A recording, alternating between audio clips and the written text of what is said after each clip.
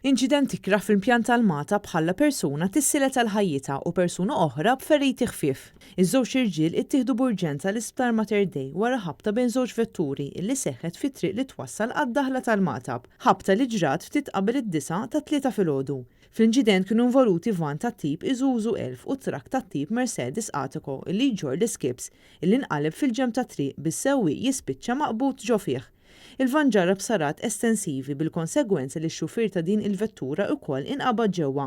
L-impatt bejn it-trakk u l-van tant kien kbir illi trakk spiċċa qala il-crash barriers u weħel fuq in-naħa tal-landfill. Fuq il-post isseħħu l-membri tad-Dipartiment tal-Protezzjoni Ċivili illi bdew l-operazzjoni ta' salvataġġ sabiex ix-xufiera jinħarġu mill-vetturi rispettivi tagħhom.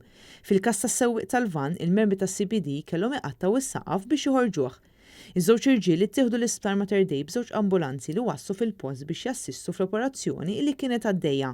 Aktar tard irriżulta li x-xufier tal-van, raġel ta' 33 sena resident ta' Ħażabbar, sofra ġrieħi serji u jinsab fil-periklu tal-mewt. Filwaqt li raġel ta' 53 sena minn Naxxar li kien qed isuq it-trakk sofra biss feriti ħfief. Dwar il-każ infetħet inkjesta mexxija mill-Maġistrat tal-Assa Doreen Clark illi ħatret diversi esperti biex jassistuha. L-investigazzjoni tal-Pulizija dwar dan l-inċident qed titmexxew mill-Pulizija tad-Distrett.